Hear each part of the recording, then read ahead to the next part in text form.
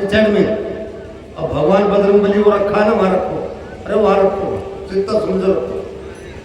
तुम इतना अपना नहीं परिचय दे सकते कि हम जिंदा हैं या मुर्दा। बोलिए सतगुरुदेव की। हाँ, चाबी भरी तो बोल तो पड़े जिंदा।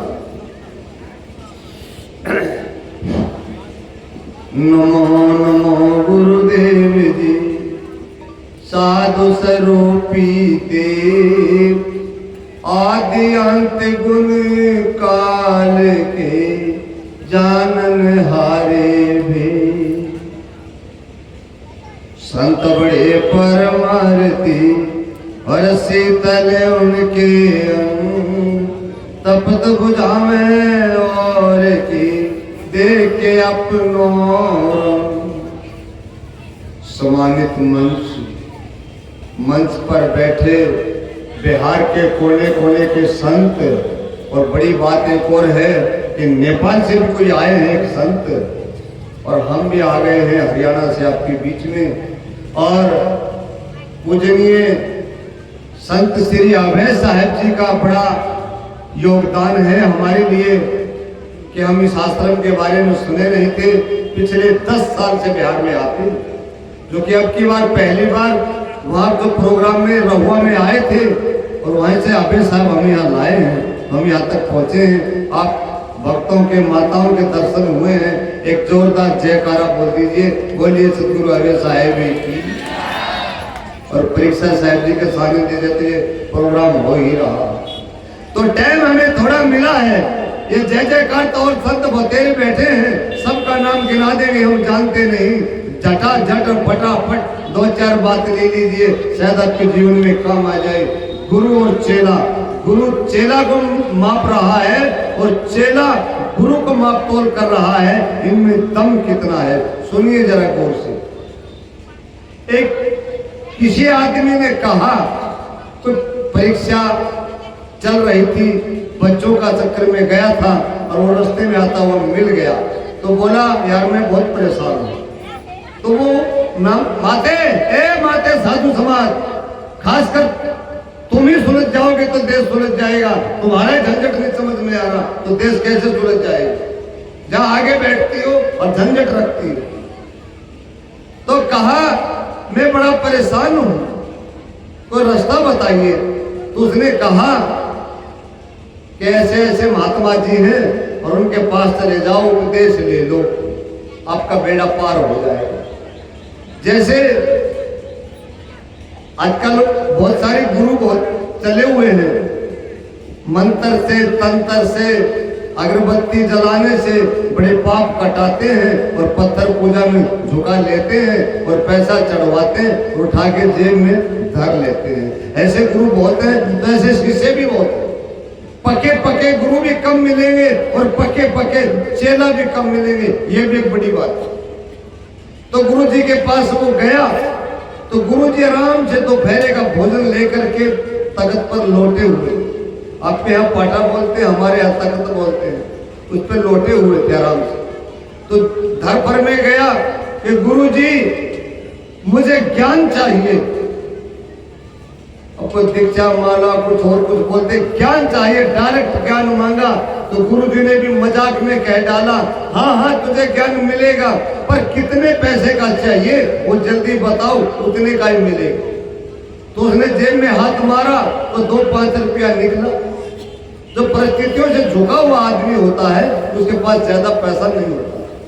तो उसने जैसे 2-5 रुपया बताया, गुरु जी ने कहा इतने का भी मिल जाएगा, 2-5 का भी मिल जाएगा, बोला दे दो जी। तो गुरु जी ने 2-5 रुपये चढ़वा लिए और ज्ञान दिया क्या कि आज के बाद किसी का लड़ाई दंगा अपनी आंख से खड़ा होकर के नहीं देखना, किसी की बुराई अपने मुंह से नहीं करना। ये 2 चीज पर ध्यान करना, चुगली तो फिर बीच में खत्म ही हो जाएगी, इन चीजें बच जाएगा।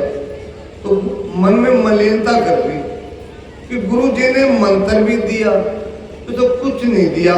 ये तो माँ बाप बताते हैं, अगल बगल के लोग भी बताते हैं लड़ाई झगड़ा नहीं देखना चाहिए, न किसी की चुगली निंदा करना चाहिए।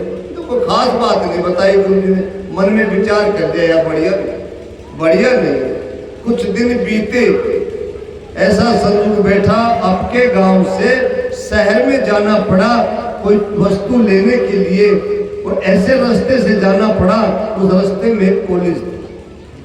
तो कॉलेजों में अक्सर सभी लोग जानते हैं लड़ाइयाँ जो बच्चों की होती है, आजकल तो बड़े हथियार हो गए, बड़े हथियारों से लड़ लेते हैं। ये पहले चाकू थोड़ा तो पहले भी चलाए लेते। तो 2-4 बच्चे कॉलेज से लड़ते हुए आ रहे हैं, गाली गलौज देते हुए बाहर निकल रहे हैं। तो उसका जाना हुआ, उनका आना हुआ, मन में विचार एकदम पक्का हो गया कि गुरु जी का मंत्र जो है उसको आज आजमास लेते हैं। न तो अपना गांव है, न अपना कोई और है, तो दूसरा गांव है, दूसरा शहर है, कोई दूसरी जगह की लड़ाई है, आराम से अपनी आंख से देखेंगे, देखते गुरु का मंत्र काम कितना करता है। अब वो खड़ा खड़ा लड़ाई को देख रहा। अब जैसे लड़ाई बढ़ गई, गाली गलौच हुआ, धक्का मुक्का हुआ, थप्पड़ मुक्का हुआ, ज्यादा क्या, चक्कू था एक के पास, निकाला और दूसरे के पेट में प्रवेश किया। तो चक्कू चला तो लड़का मर गया, वो मारने वाला भाग गया। अब सब लोग चले गए, वो अकेला खड़ा तमाशा देखता है वहां, वो कह रहा। अब अक्सर पता सब लोगों को, जब पुलिस आती है मामला निपट जाता है बहुत से ज्यादा। जब पुलिस आई तो पुलिस आई, जब तक वो वही खड़ा था। पुलिस ने पूछा कि भाई यहाँ किसने देखा है, ये कैसे मारा गया? दुकानदारों से पूछा, दुकान वालों ने सबने जवाब दिया, कोई मिठाई बना रहा है, कोई पूरी बना रहा है, कोई ग्राहक को पकड़ रहा है, जो हमने नहीं देखा। हाँ ये एक भैया है ना, ये खड़े थे, वो भैया का नाम ले दिए। अब भैया के पास पुलिस गई तो भैया से पूछा, पुलिस ने पूछा हाँ भाई तुमने क्या देखा? बोला जी ऐसे देखा, कॉलेज से कुछ बच्चे आए, लड़ाई दंगा कर रहे थे, गाली गलौज कर रहे थे, मैं खड़ा खड़ा देख रहा था और मामला सुलझा नहीं, एक ने चक्कू निकाला और दूसरे के पेट में प्रवेश कर दिया। बोले इस बात की गवाही तो आपने कोर्ट में देनी पड़ेगी। देख लो गुरु का मंत्र चल रहा है कि इस बात की गवाही कोर्ट में देनी पड़ेगी। तो ठीक है, सच्चाई है मैं दे दूंगा। सच में क्या खतरा है? सच में कोई खतरा होता है? बताइए ना हाथ उठा करके, सच में खतरा होता है? अब देखो खतरा हो गया कि कोर्ट में गया, कोर्ट में जाकर के वकील ने पूछा, नहीं कोर्ट में नहीं गया, कोर्ट का नाम लिया कि गवाही देंगे, बोला दे दूंगा। एक चुगलखोर ने चुगली कर दी, कहा जिसने मारा था मार के भागा उसके यहाँ, कि भैया तुम तो मार के भागे आए, और पीछे एक आदमी खड़ा था, उसने पूरा देखा ड्रामा और पुलिस वाले ने उसका नाम लिख लिया था, पता लिख लिया और वो आपके खिलाफ गवाही दी। अब वो आ तो सकता नहीं था कि उसके पीछे पुलिस लगी। उसने चिट्ठी लिखी, देख भाई तूने जो देखा वो सही है, तूने जो देखा वो सही है, पर कोर्ट में गवाही देगा ये भी सही है, मैं तुझे जिंदा छोड़ूंगा नहीं, वही खत्म कर कि वो तो मरा मरा तू भी मरेगा। अब वो डर गया, सच बोलने में मैं मरूंगा, घबरा गया। अब वो सोचा हम नहीं देंगे गवाही, हमें क्या, हम तो गुरु जी का मंत्र ही आजमाते हैं, काम करता है नहीं करता, देखो मंत्र। अब वो चुगलखोर वहां भी चला गया। चुगलखोर को नींद थोड़ी ना आती, वो कभी उधर कभी उधर, बीच का भाग उसी का है। तो उधर जाकर बोला भैया जो तुम्हारी गवाही देने वाला था वो भी लौटने वाला है, वो गवाही नहीं देगा। क्यों? गवाही नहीं देगा। उन्होंने पूरा परिवार इकट्ठा किया, पूरा इकट्ठा करके उन्होंने मशवरा बनाया। बोला भैया वो गवाही देने से मना करने वाला क्या? बोला सुनो एक चिट्ठी लिखो, अपना एक तो गया ही, छोड़ेंगे उसको भी नहीं, कि तूने गवाही नहीं दी तो तुझे छोड़ेंगे नहीं, तुझे मार दे। और चिट्ठी उसके पास पहुंच गई। अब देखो कितना चक्कर में फंस गया, गवाही देगा तब भी मरेगा और न देगा तब भी मरेगा। मंत्र किसका काम कर रहा है? गुरु जी का कर रहा है। अजमास कौन रहा है? चेला। अब देखो इतनी विपत्ति पड़ गई, काला चेहरा हो गया। दूसरे लोगों ने पूछा कि भैया तुम्हें क्या हो गया? क्या बताएं यार, ऐसे ऐसे गुरु जी का मंत्र लिए थे और वो मंत्र हम गलत उच्चारण कर लिए, जान माल का खतरा हो गया, जान मौत का खतरा हो गया। क्या? बोले अब तुझे तेरा गुरु बचा सकता है और कोई नहीं बचा सकता। अगर उसके पास कोई चाबी है दुनिया में तो तेरे गुरु के पास चाबी है, वरना किसी के पास इसकी चाबी नहीं। तुझे तो फांसी होगी होगी, ना तो वो मार देंगे, तुझे मरना ही पड़ेगा। घबराता घबराता भागा भागा गया, गुरु जी के पास पहुंचा, गुरु जी का पांव पकड़ लिया, गुरु जी के पांव पकड़ लिए, बोला बोलो क्या बात है बच्चा। कहते हैं ना संत बड़े परमार फिर शीतल उनके हम शीतल होते हैं गुरु जी। गुरु जी मैंने आपने जो वचन दिया था मैंने उसका उच्चारण गलत कर लिया, अजमासना शुरू कर दिया, झंझट ऐसे हो गया। गुरु जी ने भी फटकारा, जब तुझे 2 रुपए का ज्ञान दिया वो तू पचा नहीं सका, 2 रुपए का ज्ञान तुम पचा नहीं सके, तुम्हारी जिंदगी और मौत का सवाल हो गया। अगर 1000-2000 का ज्ञान ले लेते तो पूरे बिहार को मुसीबत में डाल, क्या सत्य नहीं है? तो क्या बोला, नहीं गुरु जी हमें बचाइए, कैसे न कैसे बचाइए। गुरु जी ने बड़ा फटकारा तो उसके अंदर का कुछ और भ्रम था, अंदर उस भ्रम को निकालने के लिए गुरु जी ने कहा कि बचा देंगे। ज्ञान लेने आए थे तो 2 रुपया दिया, 2 रुपये में ये मुसीबत आ गई, अब तेरी जिंदगी का सवाल है, रुपया 20,000 लगेगा। 20,000 रुपया देंगे तो तुझे बचा देंगे, वरना जाइए कहीं भी मरो खपो कुछ भी करो। बोले गुरु जी 20,000 रुपया तो हम कर लेंगे, मौत जब आती है हर एक आदमी फैसला करता है, हम पैसा तो कर ही देंगे, कहीं कर ही देंगे पैसा कहीं से। अब वो भाग के रिश्तेदारी में जाता है, कहीं साला के पास गया, भनोई के पास गया, जहां जहां उसको रास्ता मिला रिश्तेदारी में सबके पास गया, सबको हवाला बताना पड़ा कि मैं ऐसे ऐसे गुरु का मंत्र का उच्चारण गलत किया और मैं फंस गया, जिंदगी और मौत का सवाल हो गया, मुझे 20,000 रुपया दो तब मैं बचूंगा वरना मैं मरूंगा।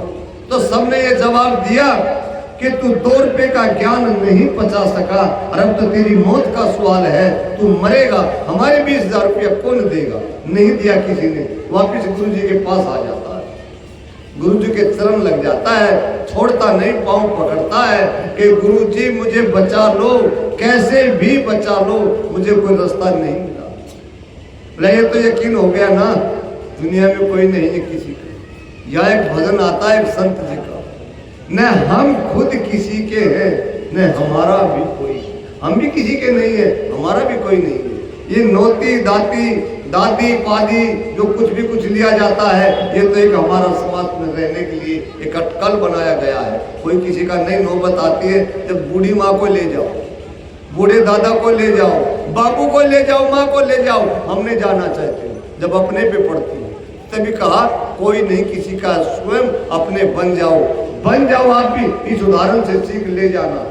हो सका घड़ी बढ़िया बात नहीं लगी होगी, हमारी आवाज सेट नहीं हुआ होगा, फिर भी बात में रस इतना भरा है, अगर सोच लेंगे तो कोई ठिकाना नहीं है। तो कहा गुरु जी ने, भ्रम मिट गया ना, रिश्तेदारी मेरे धनवान है, ट्रैक्टर है, गाड़ियां हैं, बैंक बैलेंस है, नौकरी वाले हैं, सब भ्रम मिट गया, अब लाजिम मिट गया। ठीक है सो जाओ। सो गए, सुबह पेशी पे जाना था तो एक मंत्र दिया कि कोर्ट में जब तेरी आवाज आए कटघरे में चला जाना और गूंगा बन जाओ। सुबह भी कहा था ना मैंने कि गूंगे बन जाओ तो बढ़िया रहोगे, अगर सुनोगे कानों से बोलोगे तो बहू से बेटे से आप से लड़ते रहोगे। तो बुढ़ापा कड़वा होता है, नींद जैसा मीठा नहीं होता। तो उसने कहा कि ये बोलना है, जो भी कुछ तुझसे पूछा जाए उसका जवाब देना है और जवाब नहीं देना। ठीक है गुरु जी। आवाज हुई, कटघरे में गया, वकील दूसरा आया करके बोला फल्ला तारीख को फल्ला महीने में आपने चौक पर क्या देखा।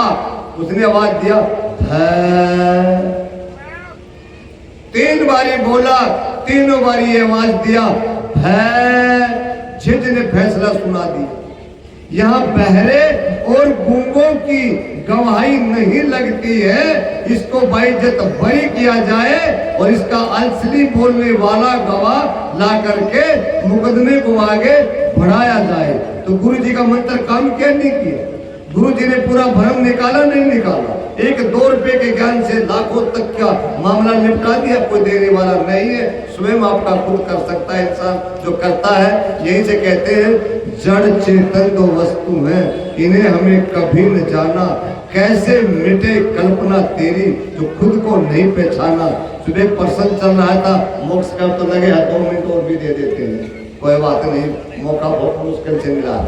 तो मोक्ष का एक प्रसन्न चल रहा था।